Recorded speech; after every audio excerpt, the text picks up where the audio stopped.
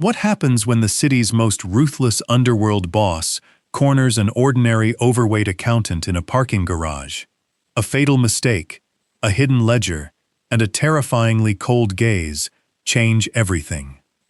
Maren Kowalczyk was profoundly used to being invisible. At a size 20, she knew how the world worked. To the sleek, tailored sharks at Whitfield and Cross Financial downtown, she wasn't a woman. She was a fixture, the quiet, heavyset senior auditor in cubicle 4B, who never complained when her desk was piled with the most tedious forensic files. She hid her curves beneath oversized cardigans and relied on a razor-sharp intellect to secure her place in a world that demanded physical perfection. It was 11:45 on a Tuesday. The office was a graveyard of empty chairs and glowing monitors. Maren rubbed her tired eyes, glasses sliding down her nose as she stared at a sprawling spreadsheet. She was auditing the quarterly acquisitions of a supposedly boring supply chain firm, and for the last 3 hours, a sickening knot had been tightening in her stomach. There was a discrepancy, a massive one. Over $4 million vanished, routed through shell companies in Delaware and the Caymans. But it wasn't the missing money that terrified her most. It was the authorization signatures, dummy accounts linked directly to her supervising manager, Peter Aldridge. Peter, who brought her a vanilla latte every Monday morning, was laundering money. And based on the vendor names, he wasn't laundering it for white-collar executives. He was cleaning cash for the Kessler Syndicate. Her breath hitched. If she flagged it, Peter would know instantly. If she didn't, her signature made her an accessory to federal racketeering. Just print it and get out. She hit the command, waiting for the printer, shoved the warm pages into her tote, shut down her workstation, and half ran for the elevators. The descent to the underground garage felt like an eternity, fluorescent lights flickering across damp concrete. She clutched her keys, weaving between pillars toward her sensible sedan. She just had to get home, call the FBI in the morning. As she reached the driver's door, a massive dark SUV rolled silently down the ramp, headlights pinning her against the car like a deer in the crosshairs. It stopped feet away, blocking her exit. Maren froze. A cold sweat broke across her forehead. The doors opened. 3 men stepped out, 2 built like linebackers, suits bulging unnaturally at the ribs. But it was the 3rd man who turned her blood to ice. Julian Castel. She recognized him from the society pages and the hushed whispers of the city's elite. Heir to the Castel crime family, operating in the terrifying gray space between billionaire and mob boss. Tall, wrapped in a wool overcoat, like a shadow given form. High cheekbones, a sharp jaw, eyes as devoid of warmth as a winter grave. He walked toward her with the slow, deliberate grace of a predator that knew its prey was already trapped. Maren pressed her back against cold metal, dropping her keys, squeezing her eyes shut. "Look at me!" Low, gravelly, quiet, but laced with absolute authority. A large, gloved hand gripped her jaw, not painful, but unyielding. He tilted her face up.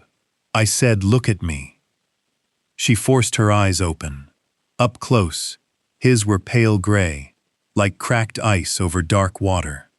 He looked at her with analytical precision, instead of the usual dismissal. Maren Kowalczyk. He released her chin only to snatch her tote from her shoulder. "You work late, a dedicated employee. Please, I don't know anything. I didn't see anything." He unbuckled the bag, pulled out the ledgers, glanced at the top page. A muscle ticked in his jaw. "You lie poorly." His eyes snapped back to hers. "Peter Aldridge is a dead man walking. He stole from my family and used your credentials to cover his tracks. As of right now, the FBI is receiving an anonymous tip that you're the mastermind behind a $4 million embezzlement scheme. Her knees buckled. A bodyguard caught her arm before she hit the concrete. Peter. He set me up. The betrayal hit as hard as the terror. He did. Julian's expression stayed unreadable. My men are dealing with Mr. Aldridge.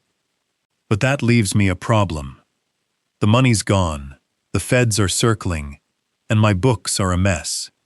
He stepped closer, invading her space, cologne sharp and cedar smoked. You have two choices. Stay here, wait for the police, spend your life in prison for crimes you didn't commit. Or, get in the car. Get in the car. You found the anomaly in 3 hours. My accountants couldn't find it in 3 months. A flicker of dark respect crossed his gaze. You're going to fix my books, trace my money. In return, I ensure you stay out of a cage. He didn't wait for an answer, turning back toward the SUV. The bodyguard gave her a gentle, firm shove forward. Maren looked back at her little car, a symbol of her small, invisible life. That life was over. She took a shuddering breath and walked into the dark. The transition to the opulent silence of Julian Castel's Gold Coast penthouse was a jarring blur. Maren sat rigidly on a white velvet sofa that probably cost more than her college tuition, floor-to-ceiling windows offering a god's-eye view of the skyline. A beautiful cage, but a cage nonetheless. For 48 hours, her only company had been a stoic guard named Reyes and a rotating parade of takeout she'd been too nauseous to eat. Julian had set up a mahogany dining table as her workstation, encrypted laptops, and stacks of physical ledgers. You haven't eaten. His voice broke the silence. She jumped, knocking a pen off the table. He emerged from the hallway, jacket gone, sleeves rolled over forearms marked with faded ink. I'm not hungry. A lie. She felt unwashed, heavy, deeply vulnerable in her wrinkled clothes. He picked up the fallen pen, leaned over her shoulder to look at the screen. The proximity sent a wild jolt through her. You're shaking. I'm terrified, she shot back, turning to look at him. I'm a hostage to a crime syndicate, Mr. Castel. If I fail, you kill me. If I succeed, you probably kill me anyway, to tie up loose ends. Excuse me if I don't have an appetite. His eyes narrowed, but no anger lived there, just a dangerous glimmer of amusement. He brushed his knuckles against her cheek. She flinched. He didn't pull away. If I wanted you dead, I'd have left you in that garage. His voice softened. You view your size, your quiet, as a weakness. Peter Aldridge saw it as a weakness. I see it as survival. You observe, you process, you survive. He sat beside her, invading her space entirely. Show me what you have. Forcing her heart to slow, she pointed at the screen. Peter didn't act alone. The shell companies. The money wasn't just resting there. It was being reinvested into a rival business. Meridian Holdings. His posture went rigid. The room's temperature seemed to drop. Meridian. The word left him laced with lethal intent. The front company for the Rossi family. The Castels' oldest and most violent rivals. He wasn't just stealing to get rich, Maren explained, gaining confidence in her own expertise. He was funding your enemies, using the money to quietly buy up debt on your legitimate shipping warehouses. If they default, the Rossis take legal possession of your territory. Julian stood, pacing to the window, jaw clenched so tight she thought his teeth might crack. He sold us out from the inside. I can reverse it. Desperation colored her voice. She needed to prove her usefulness. The transfers are pending in an escrow account, hidden behind a blind trust. I bypassed the firewall 2 hours ago. I have the routing numbers. If I trigger a false flag audit with the Fed, the funds bounce back automatically. But I need your biometric authorization. He turned. The dead eyes from the garage were gone, replaced by blazing intensity. He crossed the room in 3 strides, bracing his hands on her chair, boxing her in. You are incredible. His gaze dropped to her lips for a fraction of a second. Before Maren could process it, the world exploded. A deafening crash tore through the elevator lobby doors. Wood splinters and smoke billowed in. Get down! Julian grabbed her by the waist, lifting her out of the chair and tackling her to the floor as bullets shredded the mahogany table where she'd been sitting. The Rossis hadn't waited for the transfer. They'd come to wipe out the heir directly. He dragged her behind the marble kitchen island, drawing a matte black pistol from a holster at his back, pressing her firmly against the floor. Stay completely still. He racked the slide. I won't let them touch you. Look at me. She looked into his pale eyes as boots crunched on broken glass in the hallway. I've got you. The first attacker rounded the corner, submachine gun sweeping the room. Julian fired twice from his crouch. The man dropped, sliding across the marble. Move! He hauled her to her feet. Her heavy frame felt clumsy against his lethal grace, but adrenaline overrode the paralysis. They sprinted past the shattered dining table, her flats slipping on scattered casings. Gunfire chewed the drywall behind them. Julian shoved her through a concealed door disguised as a bookshelf. It clicked shut, muting the chaos. They stood in a narrow, unlit service corridor, smelling of dust and machine oil. Keep moving down the stairs. He pulled a flashlight from a utility panel. Leads to the sub-basement. They won't know about it, unless someone handed them the blueprints. Her thighs ached, her lungs burned. She stumbled on a step, pitching forward. Julian's arm caught her waist, pulling her flush against his chest. You can and you will, he said fiercely. You outsmarted Aldridge. You outsmarted their accountants. You are stronger than you think, Maren. I forbid you to die on these stairs. The words sent a strange, powerful thrill through her. No one had ever spoken to her like she was indispensable instead of a burden. She nodded and forced her legs to move. They reached the sub-basement, kicked through a fire door into a dim utility garage. An unassuming black sedan sat under a layer of dust. Julian smashed the window with his gun butt, unlocked the door. Passenger seat, head down. He didn't need keys. Hands moving under the steering column with practiced efficiency. The engine roared to life, and they burst onto rain-slicked pavement beneath the city, tearing through the concrete labyrinth. Maren curled into the seat. The streetlights caught a dark, spreading stain on his shoulder. You're bleeding. A graze, doesn't matter. He nodded at the glove box. The escrow transfer. Do it now. Inside sat a military-grade encrypted tablet. He recited an alphanumeric string without looking away from the road. Her fingers flew across the screen. This was her domain.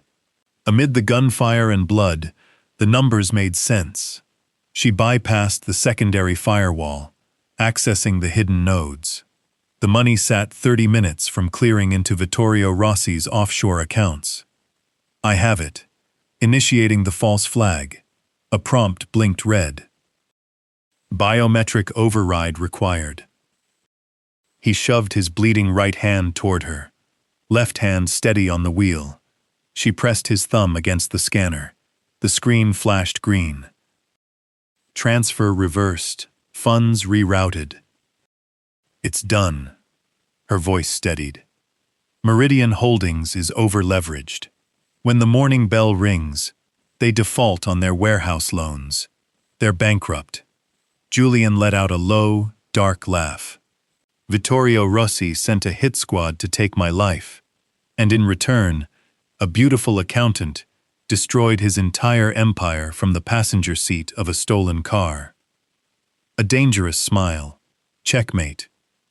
Maren flushed, her heart doing a violent flutter at the word. Beautiful. Where are we going? A property outside the city. Unlisted. Safe. The safe house was a stark contrast to the towering glass penthouse. An old, sprawling farmhouse, hidden behind trees, smelling of paper and polished wood. Julian threw the deadbolts behind them, took 2 steps into the foyer, and his knees buckled. "Julian!" She rushed forward, catching his weight against her solid frame, wrapping her arms around his waist as he groaned, clutching his shoulder. The adrenaline was finally wearing off. Kitchen. He leaned on her heavily.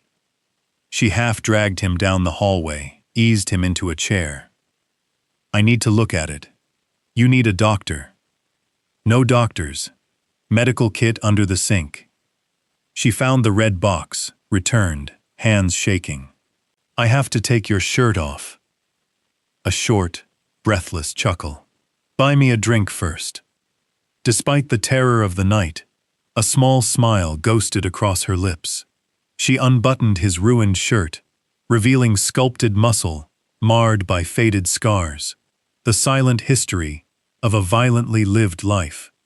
The bullet had grazed the fleshy part of his shoulder, tearing a deep groove, missing the collarbone. She cleaned it, wincing as he hissed at the antiseptic, his pale eyes watching her intently the whole time. "Why didn't you run?" he asked softly. "In the garage, when I turned my back." "You could have." She secured the bandage, stepping back to create space. "I'm not built for running, Mr. Castel. I thought we established that on the stairs." "Julian." He caught her wrist, preventing her retreat. "My name is Julian. Julian." Foreign and dangerous on her tongue. "I didn't run, because I knew I wouldn't get far, and because, for the first time in my life, someone actually saw me. Peter only saw a naive girl he could frame. The partners only saw a workhorse. You looked at me and saw someone useful. I saw more than that." He tugged her wrist, pulling her between his parted legs, flush against him. Her breath hitched. She tried to cross her arms over her stomach, ashamed of how much space she took up. "Don't." Her cheeks burned. "Please don't mock me." His expression darkened, not with mockery, but something fierce. He let go of her wrist and placed both hands on her hips instead, firm and possessive. "Look at me, Maren." She kept her eyes on the floor. "Look at me." The same authoritative rumble from the garage, laced now with dark affection. She raised her eyes. "You saved my life tonight. You saved my legacy." His thumbs traced slow circles against her hips. "You think I care about a world that forces you to hide your brilliance. You are soft. You are real. You're the smartest, bravest woman I've ever met. I don't want a fragile doll. I want a queen who can stand beside me when the empire burns." Tears welled and spilled over.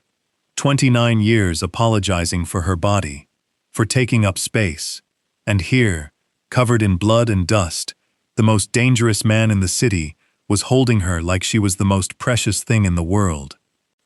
He wiped a tear away with his thumb, leaning close. "You can never go back to Whitfield and Cross. Peter is dead. The FBI will tear that office apart by dawn. You belong to the shadows now. You belong to me." He didn't ask permission. He kissed her, bruising, desperate, tasting of copper and adrenaline. She melted against him, fingers tangling in his hair, surrendering to the terrifying, intoxicating reality of her new life. She was no longer the invisible auditor in cubicle 4B. She was the woman who broke the Rossi family. She was Maren Kowalczyk, the untouchable queen of the Kessler Syndicate. And as he pulled her closer, burying his face in the crook of her neck, Maren knew she would never hide in the shadows again. She had learned to rule them. Did Maren and Julian's thrilling escape leave you breathless?